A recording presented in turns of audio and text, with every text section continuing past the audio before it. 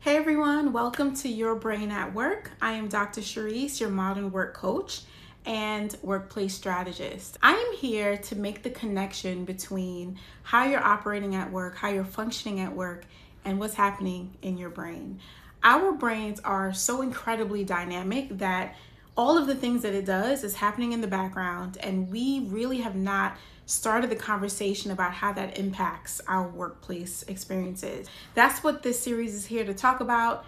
We want to do it with real talk, with lay terms. So just a little bit of a background about me. I'm a workplace consultant, but I'm also a scientist. And so I've spent time on both sides of this thing. I've studied how biological systems work. I've studied how biology impacts our daily lives, the decisions that we make.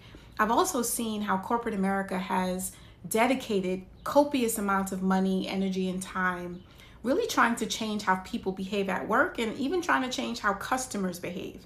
And what we don't know, what we have not dived into specifically, is how biology impacts that.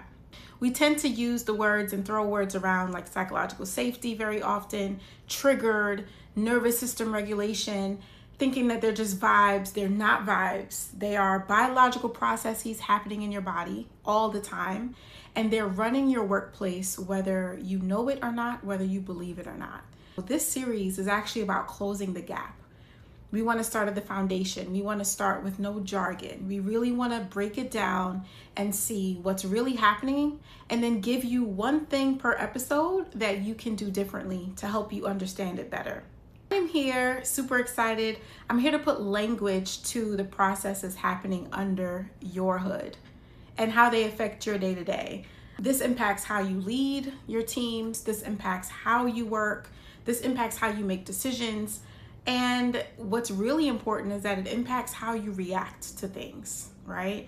And once you see it, you can't really unsee it after that. So thank you for joining today. Let's get into it. So let's start with the foundational thing, the thing that changes how you see everything else happening in this series. This is what the science has been telling us for a long time, years and years, decades.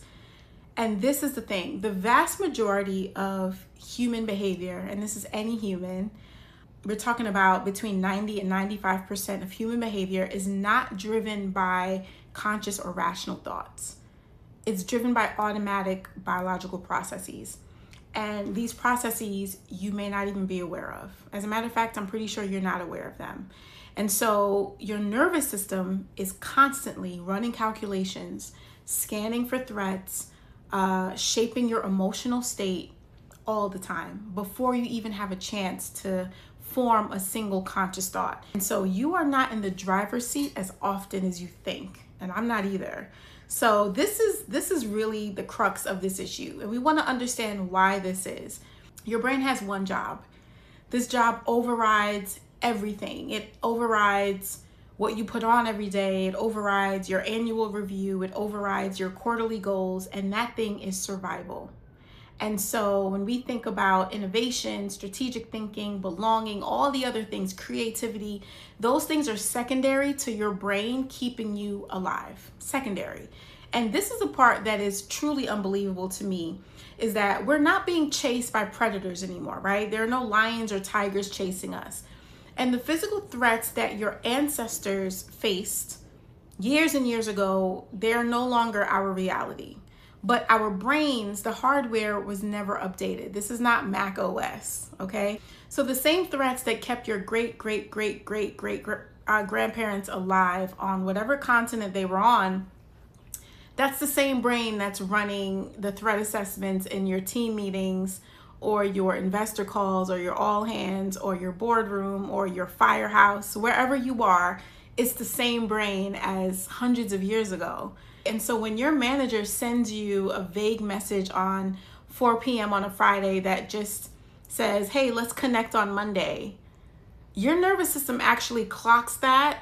Your nervous system was like, clock that T as a threat. Or let's say you're in a meeting and someone challenges your idea, your feedback, your perspective in that meeting in a way that feels extremely dismissive or even aggressive. your brain files that under social threat, not just a, random disagreement. It's a threat. And so your brain ends up responding accordingly.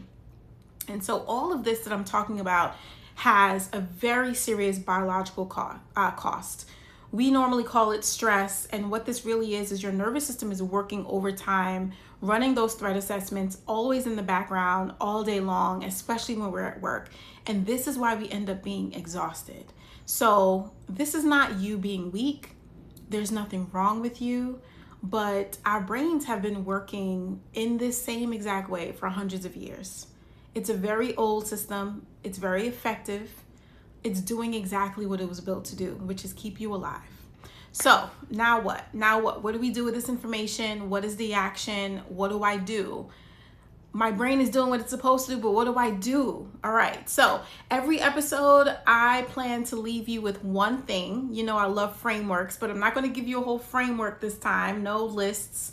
One thing that you can start doing differently from our lesson. And this week, the one thing is just notice.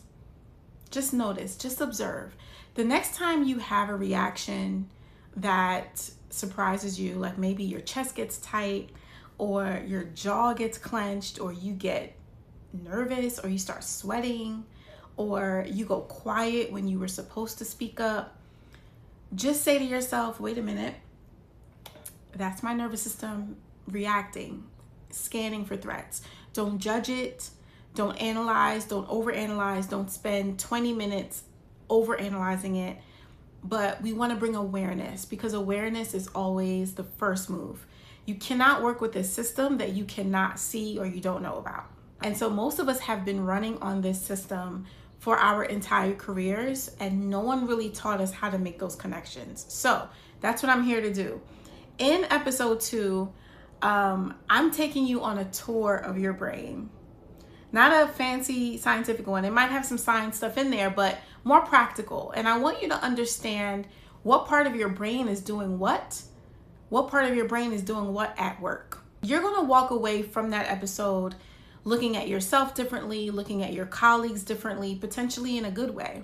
If this particular episode was intriguing, if you learned something, hit the subscribe button so that you will know when episode 2 drops.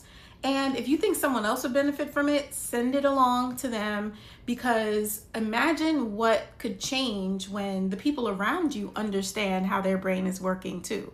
So thank you for joining episode 1 of Your Brain at Work. I'm Dr. Cherise. I can't wait to see you next time for episode 2.